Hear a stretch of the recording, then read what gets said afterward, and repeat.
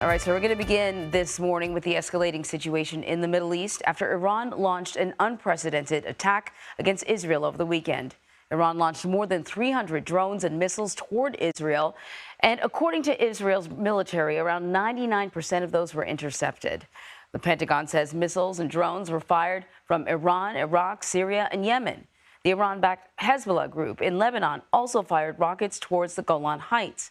2 U.S. officials have told CBS News that 5 ballistic missiles got through Israeli and U.S. air defenses and struck Israeli territory, with 4 hitting a key airbase, causing light damage. The UN Secretary General has called for calm, warning the Middle East is, quote, on the brink.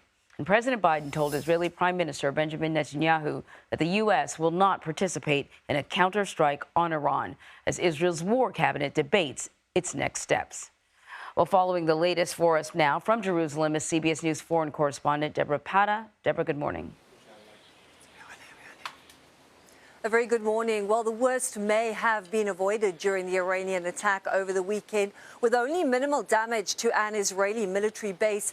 But an escalation of this conflict, which nobody wants, has put this region on edge. Israel's war cabinet favors retaliation for the massive Iranian drone and missile strike, but we understand it is divided on the timing and scale of a response. A former senior Israeli diplomat has told us that the stakes are high for Prime Minister Benjamin Netanyahu, who needs the support of the U.S. for any retaliatory strike. And if the U.S. continues to pressurize him to walk away from retaliation, he cannot go it alone. Critics of Netanyahu say an escalation of the conflict with Iran actually benefits Netanyahu, as it has distracted attention away from his domestic problems, where he faces growing anger over his failure to bring hostages home and criticism of his mishandling of the war in Gaza. This unprecedented attack has dragged Israel's shadow war with Iran into the open, and now it is triggering calls for restraint from global powers, Arab nations, and, of course, the United Nations. Anne-Marie. All right, Debora, thank you very much. Well, House Speaker Mike Johnson says that he will try to advance a $95 billion foreign aid package this week following Iran's unprecedented attack. And this comes as President Biden looks to avoid a widening conflict in the Middle East. And today, the president will host the Iraqi prime minister at the White House as he looks for ways to prevent the conflict from escalating further. White House National Security Advisor John Kirby spoke on CBS's Face the Nation yesterday about the president's aims to keep the Israel-Hamas war contained. I would say that the prime minister is well aware that the president is not looking for a conflict with Iran, that the president doesn't want the tensions to escalate anymore, and that the president is doing everything, and has since the 7th of October, to try to keep this from becoming a broader regional war. And the G7 has issued a joint statement condemning Iran's attack, demanding Iran and its proxies cease their attacks, saying that the group stood ready to take further measures.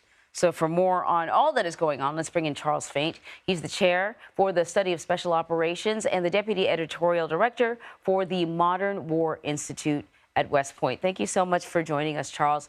I think my first question, and it's sort of a biggie, but if you could answer it concisely, is essentially, how did we get here?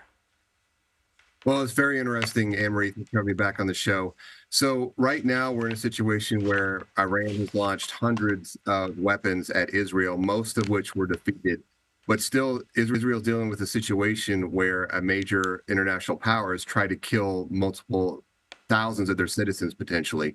So as we heard earlier in the segment, that there's a meeting right now with the Israeli war cabinet to decide what the next steps are.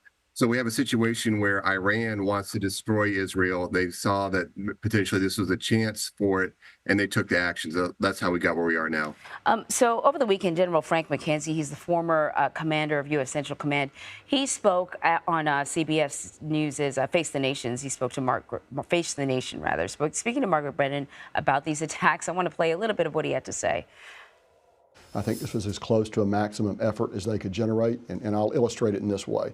Iran has over 3,000 missiles of various types scattered around the country. They have about 100, probably a little more than that, missiles largely in western Iran that can target Israel. Based on what the Israelis are saying, I believe they fired most of those weapons at Israel. you know, I think a lot of people who would have seen the news over the weekend would hear about the sheer number of missiles and drones headed towards Israel and wondered why there was such little damage done.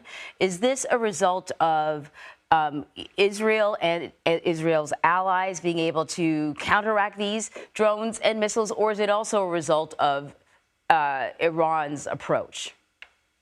So I think it's a combination of both. I think Iran got exactly the results they wanted out of this. They knew that most, perhaps all of the weapons they shot at Israel would get shot down or otherwise defeated. I think that's what they wanted. So doing what they did with that massive show of force allows them to telegraph strength both domestically and internationally.